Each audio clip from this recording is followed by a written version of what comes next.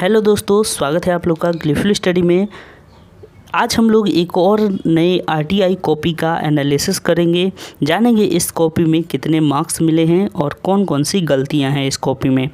सबसे पहले आपको बता दूं कि जो टीयर 2 का एग्ज़ाम है 6 तारीख को है। एसएससी एनआर रीजन का अभी तक स्टेटस जारी नहीं किया है। तो जितने भी दोस्त हैं जो बार बार कमेंट में ये पूछ रहे हैं कि एनआर रीजन का कब आएगा, तो उनको बता दूं दोस्तों, कोई जानकारी हम लोग के पास भी अभी नहीं है। हाँ, पिछली बार की अगर ट्रेंड की बात करें जो कि टीयर 2 हुआ था, उसमें बता दूं आपको कि उस समय भी 4 दिन पहले ही उसने दिया था। एनआर की बात कर रहा हूँ। बाकी रीजन जो है थोड़े मोड़े ठीक हैं। ईस्टर्न रीजन जो है काफ़ी फास्ट चलता है, सबसे आगे वही जानकारी दे देता है। लेकिन एनआर जो है ये कहें तो बहुत ही आलसी बोर्ड है। बोर्ड क्या है, ये तो जोन है और ये रीजन जो है वो बहुत ही स्लो काम करता है। पिछली बार भी मात्र 4 दिन पहले ही डिटेल दिया था, ठीक है, यानी कि स्टेटस नहीं, ये सीधे स्टेटस और एडमिट कार्ड दोनों ही देता है। तो थोड़ा सा आपको वेट और हो सकता है करना पड़ जाए, या फिर जैसे ही कोई जानकारी आती है आप लोगों तक साझा की जाएगी। फ़िलहाल देखिए, हम लोग आते हैं टीयर 2 के इस पेपर में। तो आपको बता दूं कि यहाँ पे जितने भी डिटेल हैं आपको बड़े ध्यान से भरनी चाहिए। देख सकते हैं आप इस कॉपी में भी एग्जामिनर सबसे पहले इन्हीं चीज़ों को देखता है। तो अगर आप इनको ध्यान से नहीं भरते हैं और तो फिर आपके लिए यहाँ पे दिक्कत हो सकती है। इसमें बहुत सारे पॉइंट भी होते हैं जिनको कि आपको पढ़ लेना चाहिए एक बार एग्ज़ाम शुरू होने से पहले। आपको टाइम मिलेगा तो 15 मिनट का टाइम रहता है। ये सब भरने के बाद थोड़ी बहुत एक नज़र इसको पढ़ लीजिए। अगर मान लेते हैं वहाँ टाइम नहीं मिलेगा तो एक ऑलरेडी इस पर कई सारे वीडियोज़ बनाए गए हैं कि कैसे भरना चाहिए, किन किन बातों का ध्यान रखना चाहिए। आप लोग पूरा प्लेलिस्ट ज़रूर देख कर जाइएगा एग्ज़ाम से पहले। और सारे प्लेलिस्ट में आपको काफ़ी इम्पोर्टेंट वीडियोज़ ही मिलेंगे, कोई बकवास का वीडियो नहीं होता है। तो आप लोग उसको देखकर सीख लीजिए कि कौन कौन सी गलतियां नहीं करनी है। फ़िलहाल हम लोग आते हैं इस कॉपी में। तो यहाँ पे 38 मार्क्स मिला है 50 में से। और यहाँ पे भाषा कौन सी है, तो हिंदी भाषा में ये लिखा गया है। ओके, चलिए जानते हैं क्या क्या लिखा गया है, क्या कुछ खास बातें यहाँ पे हैं और क्या यहाँ पे गलतियाँ हैं। ठीक है, तो आपको क्वेश्चन पेपर मिल गया होगा ऑलरेडी, ये टेलीग्राम चैनल पर भी अपलोड किया गया है। इसके अलावे इस पर वीडियो भी बना हुआ है, तो आप वहां से ज़रूर देख लीजिए। आपको यहाँ पर पीडीएफ जो है थोड़ा सा धुंधला दिख सकता है। इसका पीछे कारण है कि जिन्होंने भेजा है, ये ग्रुप में एक मेंबर ने भेजा था, तो उनका तरफ से जो उन्होंने पीडीएफ भेजा था वो क्लीन नहीं है, इसीलिए ऐसा दिख सकता है। ठीक है, तो एनीवे चलिए मैं यहाँ पे पढ़ता हूँ, आप लोग समझते जाइएगा कि कंटेंट में आखिर क्या लिखा गया है और किस तरीके से लिखा गया है कि 38 मार्क्स मिले हैं। देखिए, आप राजेश या सीमा, इन्होंने क्वेश्चन उतारा है पूरा। आप राजेश या सीमा सेक्टर 13 आर.के. पुरम नई दिल्ली 110022 के निवासी हैं। बुखार होने के कारण चिकित्सा अवकाश के लिए प्रधानाचार्य उच्चतर माध्यमिक विद्यालय सेक्टर 12 आर.के. पुरम नई दिल्ली को आवेदन पत्र लिखें। अब एक बात याद रखिएगा कि आप इतना जो लिखने में टाइम बिताते हैं इसकी कोई आवश्यकता नहीं है। आप लोग क्या कर सकते हैं, यहाँ पर जो देखिए, एक तो कि आप यहाँ पे ऊपर में लिख सकते हैं, क्वेश्चन नंबर ही लिखिए डायरेक्ट। जैसे कि पहले तो ऐसे होता है, उसके बाद अथवा लिखकर पत्र रहता है, ठीक है, यानी कि लेटर। तो पहले आप इस तरीके से चाहें तो यहाँ पर अथवा लिख सकते हैं, ठीक है, यानी कि एक रहता है तो एक, उसके बाद फिर अथवा और फिर ए या बी सी डी, कुछ भी जो आपका क्वेश्चन नंबर कर रहा है लिखने का मन। ठीक है, तो आपको जो मन है लिखने का उसका नंबर यहाँ पे दे सकते हैं, ए बी सी डी जो भी हो, या फिर आप यहाँ पर भी क्वेश्चन नंबर लिख सकते हैं। लेकिन इतना लिखने के बाद फिर स्पेस देकर आपको तब स्टार्ट करना पड़ेगा। ठीक है, और अगर ऊपर हेडिंग दे देते हैं कि इतना नंबर क्वेश्चन का, तो फिर आप यहाँ से स्टार्ट कर सकते हैं। ठीक है, यहाँ से आप स्टार्ट कर सकते हैं या फिर यहाँ से भी स्टार्ट कर सकते हैं। लेकिन अगर क्वेश्चन यहाँ लिखते हैं तो फिर स्टार्ट यहाँ से करना होगा। ठीक है, और एक चीज़ और कि मार्जिन ज़रूर छोड़िएगा, इनमें मार्जिन काफ़ी कम है। देखिए, इन्होंने यहाँ से बहुत कम मार्जिन छोड़ा, कम से कम इतना मार्जिन आप लोग दोनों तरफ छोड़ के लिखिए। ओके, चलिए अब इनका क्वेश्चन समझ गए आप कि ये लिखना है हेडमास्टर के पास। तो देखिए इन्होंने क्या क्या लिखा है। Sector 13 R K. पुरम नई दिल्ली, यहाँ तक इन्होंने बता दिया है। अच्छा, कुछ लोग कह रहे थे कॉमा के बारे में भी थोड़ा बहुत बता दीजिए। कॉमा देखिए कहाँ पे लगेगा आपका क्वेश्चन में आपका कॉमा दिया था क्या? जैसा दिया है क्वेश्चन में एड्रेस वैसा ही लिखना होगा। जैसे यहाँ दिया है सेक्टर 13 फिर कॉमा, तो आप भी इसी तरह लिखेंगे। उसके बाद आर.के. पुरम नई दिल्ली, तो सेक्टर 13 आर.के. पुरम यहाँ तक आपने लिख दिया। फिर आप यहाँ पे जो कॉमा इन्होंने दिया है आप चाहे तो दे सकते हैं, अदरवाइज कोई ज़रूरत भी नहीं है। यहाँ पे एक कॉमा जो यहाँ दिया गया है ये ठीक है, क्योंकि वो क्वेश्चन में भी था। और उसके बाद यहाँ पे नई दिल्ली और पिन कोड के बाद इन्होंने पूर्ण विराम दिया है, तो ये अननेसेसरी लग रहा है, इसको ना दें, ठीक है। पिन कोड के बाद जो पूर्ण विराम है वो नहीं होता है, तो इसको ना दें। इसके बाद एक लाइन का स्पेस देने के बाद फिर आपको यहाँ पर डेट लिखना है। और कुछ लोग कह रहे थे कि जो दिनांक है वो इस तरीके से नहीं लिख सकते, ऐसा ज़रूरी नहीं है, गलत नहीं होगा। मैंने एक RTI कॉपी दिखाई थी आपको जिसमें कि दिनांक इस तरीके से भी लिखा हुआ था, तो वो गलत नहीं होगा, ठीक है। तो ये भी एक सही तरीका है, आप इस तरीके से भी लिख सकते हैं, हालांकि डायरेक्ट भी लिख सकते हैं, इस दोनों में कोई गलत नहीं है, दोनों ही सही है। चलिए अब इनका जो है देखिए, सेवा में श्रीमान प्रधानाचार्य महोदय उच्चतर माध्यमिक विद्यालय सेक्टर 12 आर.के. पुरम नई दिल्ली। यहाँ पे थोड़ा सा इनका गलती हो गया है, कोई बात नहीं, ये तो माफ़ हो जाएगा, लेकिन आप लोग कोशिश करिएगा कि गलती ना हो, ठीक है।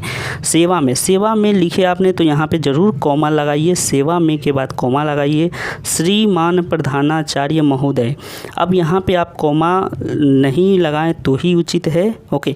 वैसे लगा दिए हैं कोई बात नहीं, लेकिन आप एक बार यहाँ पे कॉमा लगाएं, बाकी सब जगह कॉमा लगाने की ज़रूरत नहीं है। जैसे कि यहाँ पे भी देखिए, और एक गलती इनका दिखा दूँ कि ये जो सेक्टर 12 आपने लिखना शुरू किया वो नीचे से लिखिए, ठीक है। यानी कि पता यहाँ से लिखते सेक्टर 12 आर.के. पुरम यहाँ तक लिखते, उसके बाद निचले वाले लाइन में नई दिल्ली और पिन कोड डाल देते, ठीक है। तो इस तरीके से थोड़ा सा यहाँ पे लिखना चाहिए। अब आते हैं एक लाइन का स्पेस देने के बाद। अच्छा, एक इनसे और भूल हुई है कि इन्होंने विषय नहीं लिखा है। देखिए विषय इनका मिसिंग है, तो आपको जैसे ही यहाँ पर सेवा में ये वाला ख़त्म हुआ, नीचे में एक लाइन का स्पेस देने के बाद यहाँ पर, ठीक है, इस साइड से आपको यहाँ पर विषय लिखना चाहिए था और उसके बाद फिर जाकर नीचे से स्टार्ट करना चाहिए, ठीक है। तो विषय ज़रूर लिख दीजिए, क्योंकि ये एक फॉर्मल लेटर है और फॉर्मल लेटर में विषय होता है, तो विषय लिखना यहाँ ज़रूरी था, हालांकि इन्होंने नहीं लिखा। देखिए अब आगे इन्होंने क्या लिखा है, महाशय सविनय निवेदन यह है कि मैं राजेश आपके विद्यालय का एक छात्र हूँ। पिछले कई दिनों से मैं बुखार की बीमारी से गुजर रहा हूँ बुखार की बीमारी से गुजर रहा हूँ और अस्पताल में भर्ती हूँ, जिस वजह से मैं विद्यालय नहीं आ पा रहा हूँ। चिकित्सकों का कहना है कि यह विश्व भर में व्याप्त बीमारी कोरोना वायरस द्वारा जनित कोविड-19 के भी लक्षण हो सकते हैं, ठीक है, हो सकते हैं। अगर इस परिस्थिति में मैं यदि घर से कहीं बाहर निकलता हूँ तो अपने साथ साथ मेरे संपर्क में आने वाले व्यक्तियों को भी स्वास्थ्य समस्याएं अपनी जकड़ में ले सकती है, ठीक है। देखिए यहाँ से थोड़ा एक बार फिर से पढ़ते हैं। अगर इस परिस्थिति में मैं यदि घर से कहीं बाहर निकलता हूँ तो अपने साथ साथ मेरे संपर्क में आने वाले व्यक्तियों को भी स्वास्थ्य समस्याएं अपनी जकड़ में ले सकती हैं। स्वास्थ्य समस्याएं अपनी जकड़ में ले सकती हैं, इसके बदले में ये बेटर होता कि उन्हें भी स्वास्थ्य समस्याएं हो सकती हैं, ठीक है। तो यहाँ तक मेन बॉडी पार्ट इनका ख़त्म हुआ, लेकिन अच्छा लिखा है इन्होंने मेन बॉडी पार्ट में। इस तरह के आपको प्रैक्टिकल कारण बताने होंगे जो कि ऑथेंटिक लगे कि हाँ ऐसा होना चाहिए। एक लेटर दिखाया था जिसमें कि मेन बॉडी पार्ट काफ़ी छोटा लिखा गया था, तो कुछ आपको थोड़ा सा बड़ा लिखना है, ऐसा कारण बताइए जिसमें वास्तविकता झलके कि हाँ आपको वास्तव में छुट्टी की ज़रूरत है 3-4 दिन। ऐसे जनरल फीवर जो होता है उसमें 1 से 2 दिन में ठीक हो जाता है, लेकिन एक अच्छा कारण जब आपके पास है तो ज़रूर लिखें ताकि उससे और लेटर पर इम्पैक्ट पड़े और फिर आपको अच्छा मार्क्स मिले।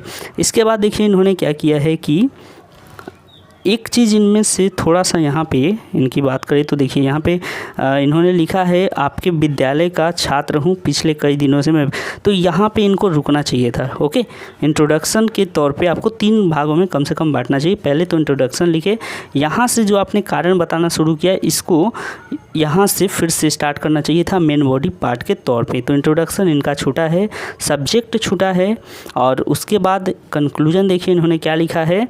कंक्लूजन के लिए इन्होंने एक लाइन का स्पेस भी नहीं दिया है, यहीं से स्टार्ट कर दिए हैं, तो आप लोग स्पेस ज़रूर दे दीजिएगा। यद्यपि मुझे पता है कि आप इस विद्यालय के सभी ये इनका अभी ख़त्म नहीं हुआ। देखिए इनका अभी तो यहाँ से कंक्लूजन होगा, पहले तो इन्होंने मेन बॉडी पार्ट में ही लिखा है, तो कंटिन्यू करते हैं हम लोग। अभी मेन बॉडी पार्ट ही है। यदि मुझे पता है कि आप इस विद्यालय के सभी छात्रों की पढ़ाई और उचित विकास को लेकर चिंतित हैं, लेकिन मैं आपको संपूर्ण विश्वास दिलाता हूं कि बुखार से उभरने के बाद मैं अपनी पढ़ाई का जो हर्ज हुआ है, यानी कि हर्ज यानी नुकसान जो हुआ है, उसे अपने सहपाठियों एवं प्रिय अध्यापकों की मदद से पूरा कर लूँगा। ओके, और लूँगा के बाद यहाँ पे और हर बार की तरह इस बार भी कक्षा में प्रथम स्थान प्राप्त करूँगा। चलिए, इन्होंने तो लिखा लेकिन काफ़ी लंबा हो गया। मेन बॉडी पार्ट अच्छा था, यहीं तक अगर होता तो बढ़िया होता, इतना दूर, और थोड़ा सा इंट्रोडक्शन एक दे देते और उसके बाद कंक्लूजन दे देते तो ठीक था। ये थोड़ा सा लंबा हो गया, ध्यान रखें। आपको वर्ड ज़्यादा नहीं लिखने हैं। अगर वर्ड लिमिट दे देता है 150 तब तो आपको इतने के अंदर ही सिमट जाना है या फिर 160 वर्ड तक लिखने हैं। लेकिन अगर वर्ड लिमिट नहीं देता है फिर भी आपको कम से कम वर्ड ही लिखने हैं, क्योंकि शॉर्ट में लिखना होता है। उसका इंस्ट्रक्शन ही होता है कि शॉर्ट एसे एंड लेटर, तो लेटर भी शॉर्ट में होना चाहिए। चलिए आगे देखते हैं इसके बाद इन्होंने क्या लिखा है। अतः आपसे विनम्र निवेदन है कि मुझे 5 दिनों का अवकाश प्रदान करें, मैं आपका सदा आभारी रहूँगा। चिकित्सकों की रिपोर्ट आते ही मैं आपको अपनी मेडिकल रिपोर्ट भी जमा कर दूँगा। हाँ, यहाँ पे इन्होंने जो लिखा है ये बहुत बढ़िया है। कंक्लूजन पार्ट काफ़ी बेहतरीन लिखा है इन्होंने। उसके बाद देखिए, धन्यवाद आपका आज्ञाकारी शिष्य। अच्छा, शिष्य के बाद यहाँ पे पूर्ण विराम नहीं होगा। ओके, शिष्य के बाद आपको कॉमा यूज करना है। ओके, ध्यान रखिएगा कि यहाँ पे क्या यूज करना है, कॉमा। शिष्य के बाद कॉमा यूज करिए। उसके बाद राजेश, और राजेश के बाद कई लोग कह रहे हैं कि क्या पूर्ण विराम देंगे, नहीं, ज़रूरत नहीं है, पूर्ण विराम नहीं लगता है। ठीक है, तो आप बस इतना ही राजेश लिख दीजिए। इसके बाद इन्होंने लिखा है कि संलग्न प्राथमिक चिकित्सा जांच रिपोर्ट, तो शिक्षा यहाँ पे चिकित्सा का इन्होंने जांच करवाया था, उसका रिपोर्ट भी यहाँ पे अटैच कर दिया है, तो ये भी ठीक है, एक अच्छा पॉइंट है इन्होंने दिया है। और इनको देखिए कितना मार्क्स मिला है, 38। तो अब तक हमने इनको देखा इनका कॉपी, तो थोड़ा सा इनका मेन बॉडी पार्ट लंबा हो गया है, थोड़ा बड़ा हो गया है, और एक इंट्रोडक्शन और एक सब्जेक्ट, ये 2 मिसिंग है। बाकी इनका लेटर बहुत बढ़िया है, और 38 की जगह पे ये 40, 42 या 45 भी पा सकते थे अगर इन्होंने जो थोड़ी बहुत मिस्टेक की है उसको ना करते तो। ठीक है, एक इनका यहाँ पे भी मिस्टेक हुआ है। तो इस तरीके से आपको पूरे कॉपी में थोड़ा सावधानी बरत के लिखना होगा, अदरवाइज बहुत अच्छा मार्क्स आपका मिल सकता था। ठीक है, चलिए बाकी दोस्तों आप लोगों को कैसा लगा ज़रूर बताइएगा, और आप लोग क्या सीखे इस कॉपी से, कितनी चीज़ें आपको समझ में आई, आप लोग फीडबैक बताइएगा। एक चीज़ आप लोगों को और बता दूं कि कॉमा और पूर्ण विराम को लेकर जो कन्फ्यूजन था, उम्मीद है इस लेटर में ख़त्म हो गया होगा आपको। और इसमें आप लोग जो है एक चीज़ और कर सकते हैं, यहाँ पे कोई पूर्ण विराम ना लगाएं। ठीक है, भूल के भी यहाँ पे पूर्ण विराम ना लगाएं। बाकी चीज़ें अगर कोई और डाउट है तो आप लोग कमेंट कर सकते हैं। चलिए मिलेंगे किसी और हेल्पफुल वीडियो के संग, तब तक अपना ख्याल रखें। धन्यवाद।